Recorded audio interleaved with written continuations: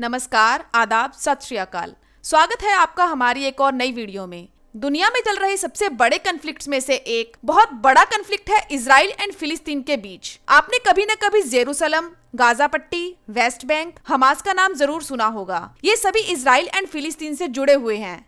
Israel and फिलिस्तीन की कहानी एक जटिल इतिहास, हजारों सालों से चल रहे गहरे धार्मिक विश्वास एंड टेरिटोरियल डिस्प्यूट की कहानी है, जिसने लाखों लोगों की जान ली, परिवारों को अलग किया, सोसाइटी को कम्प्लीटली बिखेर दिया, लाखों लोगों के जीवन को प्रभावित किया, साथ ही ना सिर्फ मिडिल ईस्ट पर पूरे वर्ल्ड पर अपनी अमिट छाप छोड़ी है। इस वीडियो में हम इजराइल एंड फिलिस्तीन के बीच के बहुआयामी संघर्ष के इतिहास एंड कारणों के बारे में बात करेंगे। साथ ही जानेंगे इसके पीछे के राजनीतिक एंड धार्मिक मायनों को। साथ ही संघर्ष के बीच चल रहे शांति के प्रयासों के बारे में समझेंगे, जो इसकी संभावना बनाते हैं कि इजराइल एंड फिलिस्तीन के लोग मिलजुल कर खुशी से रह पाएंगे। चलिए पहले जानते हैं इजराइल एंड फिलिस्तीन के बारे में। इजराइल एंड फिलिस्तीन छोटे से देश हैं, जो मेडिटेरियन सी के किनारे पर बसे हुए हैं, और इजराइल का बॉर्डर साउथ में इजिप्ट, ईस्ट में जॉर्डन, नॉर्थ में लेबनान से मिलता है। इजराइल की टोटल पॉपुलेशन अराउंड 9 मिलियन यानी कि 90 लाख के पास है, एंड फिलिस्तीन की अराउंड 5.3 मिलियन यानी कि 53 लाख। इजराइल में approximately 74% Jewish, 17.5% Muslim and 2% Christians रहते हैं। फिलिस्तीन में 95% से ज्यादा मुस्लिम, 2% Christian and around 1% Israeli settlers रहते हैं। चलिए देखते हैं इजराइल के मैप को। इस मैप में इजराइल कहाँ है हम आसानी से देख सकते हैं, पर फिलिस्तीन को हमें थोड़ा ढूंढना पड़ेगा। इस मैप में जो हाईलाइटेड एरिया है उसे वेस्ट बैंक कहते हैं, और जो नीचे ये ग्रीन एरिया है इसे गाजा स्ट्रिप कहते हैं। इस मैप में जो ग्रीन कलर का एरिया है वहाँ फिलिस्तीनी लोग रहते हैं, और जो डार्क ग्रीन कलर है वहाँ फिलिस्तीनी गवर्नमेंट का कंट्रोल है। वेस्ट बैंक में जो पिंक कलर का एरिया है वहाँ इजरायली लोग रहते हैं, एंड वहाँ पर इजरायली गवर्नमेंट का कंट्रोल है। तो इस मैप को देखकर आप भी थोड़े अमेज होंगे कि कैसे दो अलग देश एक ही देश के मैप में हैं। एक देश दूसरे देश के बीच में 100 से ज्यादा छोटे छोटे टुकड़ों में बटा हुआ है। और इस मैप के बीच में आप देखेंगे जेरूसलम, जो 3 धर्मों यानी क्रिश्चियन, मुस्लिम एंड जूइश लोगों के लिए बहुत ही बड़ा पवित्र प्लेस है। पर जेरूसलम का हाल भी इजराइल की तरह ही है। यहाँ वेस्ट जेरूसलम पर इजराइल का कब्जा है,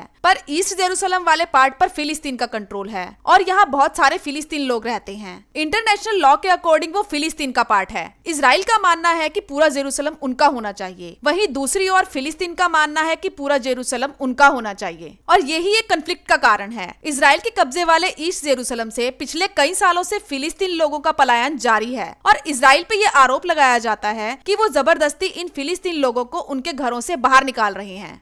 जेरूसलम की इंपॉर्टेंस।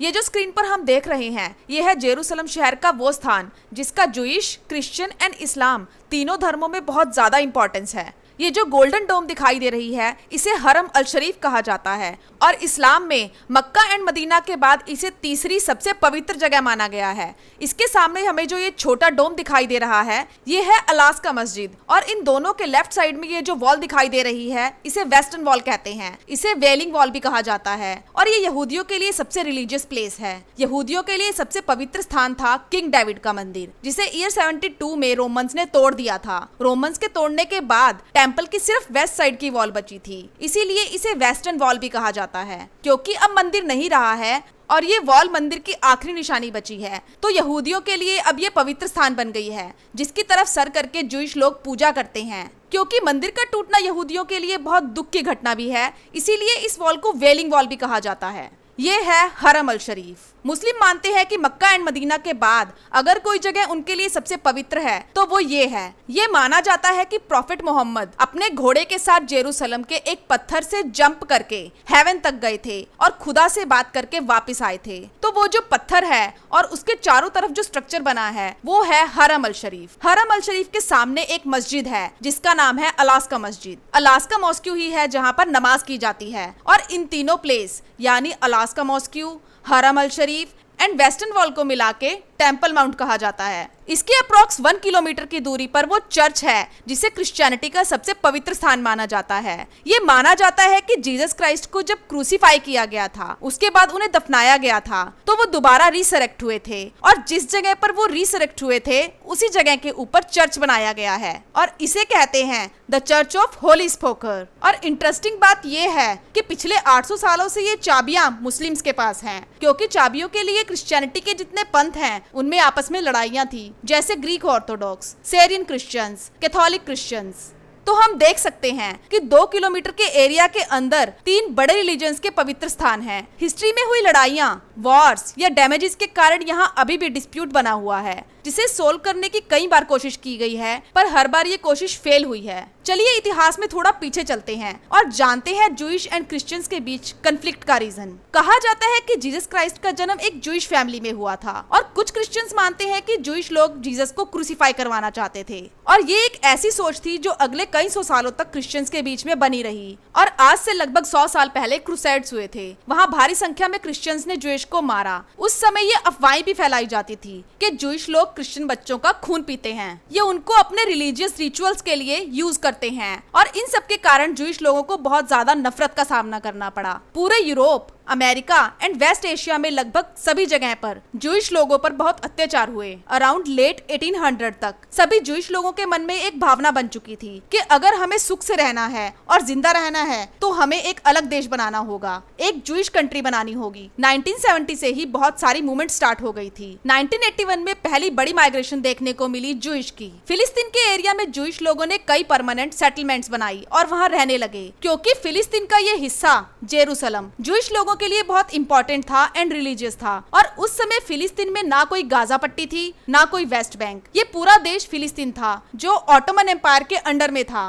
और ऑटोमन एम्पायर के टाइम में क्योंकि फिलिस्तीन का ज्यादा हिस्सा खाली था पॉपुलेशन कम होने की वजह से, तो जूइश, क्रिश्चियंस एंड मुस्लिम लोग शांति से रह सकते थे। जब वर्ल्ड वॉर 1 चल रही थी और वर्ल्ड के इस हिस्से में British, French, Arab and revolutionaries Ottoman empire के अगेंस्ट लड़ाई लड़ रहे थे। एंड वर्ल्ड वॉर 1 के बाद जब ऑटोमन एम्पायर हारा, तब ब्रिटिशर्स एंड फ्रेंच ने इसको आधा आधा कब्जा कर लिया एंड फिलिस्तीन का रीजन ब्रिटिशर्स ने पूरा अपने कंट्रोल में ले लिया। 1918 से 1948 तक पूरे फिलिस्तीन पर ब्रिटिशर्स का कब्जा था एंड 1948 में जर्मनी में हिटलर को पावर मिलती है एंड हिटलर ने मिलियंस ऑफ यूरोपियंस जूइश को मारना स्टार्ट कर दिया एंड जूइश पूरे यूरोप से जान बचाकर अलग अलग देशों में भागने लगे और कुछ जूइश गए फिलिस्तीन में। 1948 में ही ब्रिटिशर्स के फिलिस्तीन को छोड़ जाने के बाद यूनाइटेड नेशंस को रिस्पॉन्सिबिलिटीज दी जाती हैं, जूइश लोगों के लिए अलग देश बनाने की एंड फिलिस्तीन लोगों के लिए अलग देश बनाने की। उन पार्टीशन प्लान में अरब स्टेट के लिए 45% एंड जूइश स्टेट के लिए 55% एरिया रखा गया एंड जेरूसलम, जो कि तीनों धर्मों के लिए इम्पोर्टेंट था,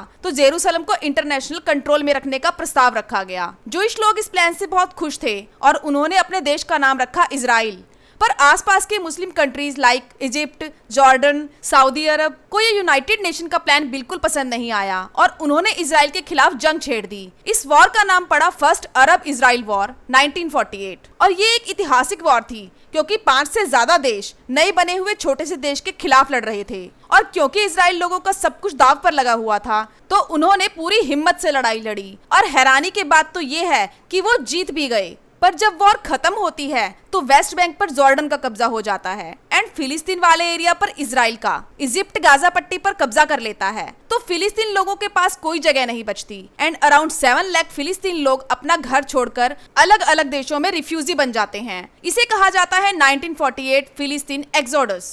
इसके बाद 1967 में सेकेंड अरब इजराइल वॉर होती है। इसे 6 डेज वॉर भी कहा जाता है और इसे भी इजराइल जीत जाता है और जीतने के बाद वो इजिप्ट, गाजा पट्टी, वेस्ट बैंक एंड फिलिस्तीन के बहुत बड़े हिस्से पर अपना कब्जा कर लेता है। 1979 में इजिप्ट एंड इजराइल के पीच पैक्ट टॉक के बाद इजिप्ट पहला देश बनता है जो इजराइल को एक देश का दर्जा देता है एंड इजराइल इजिप्ट का कब्जा किया हुआ पार्ट वापस कर देता है और इस सक्सेसफुल पीस टॉक के कारण इजिप्ट एंड इजराइल के प्राइम मिनिस्टर को नोबेल पीस अवार्ड भी दिया जाता है। 1967 से 1980 के बीच क्योंकि वेस्ट बैंक एंड गाजा पट्टी पर इजराइल का कब्जा था तो बहुत सारे इजरायली लोग वेस्ट बैंक में कॉलोनीज बनाकर रहने लगते हैं। इन्हें इजरायली सेटलर्स बोला जाता है। इंटरनेशनल कम्युनिटी इन सेटलमेंट्स को इलीगल मानती है एंड फिलिस्तीनी लोग इसे इलीगल इजरायली कॉलोनाइजेशन मानते हैं। 1992 में ऑस्लो अकॉर्ड्स हुए जिसके तहत इजराइल ने पीएलओ को रिकॉग्निशन दिया एंड पीएलओ ने इजराइल को ऑफिशियली एक देश का दर्जा दिया।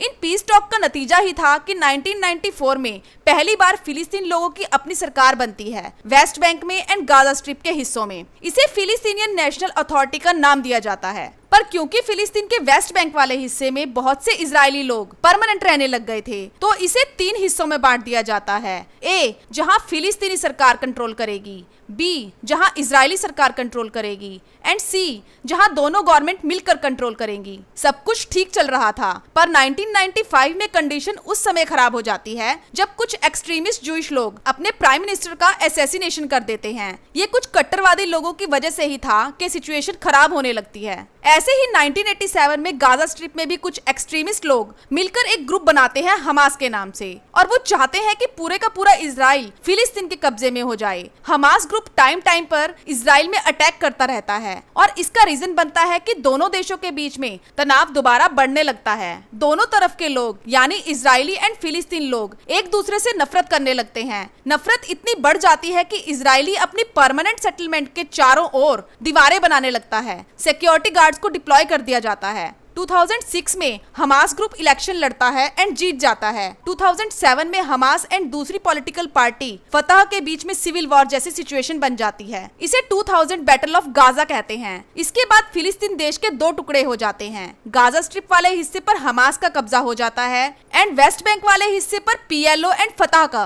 गाजा स्ट्रिप वाले हिस्से में हमास का कब्जा एक टेररिस्ट ऑर्गेनाइजेशन की तरह है जो बार बार इजराइल पर अटैक करता रहता है, और यही वजह है इस सारे कन्फ्लिक्ट का जो आज चल रहा है।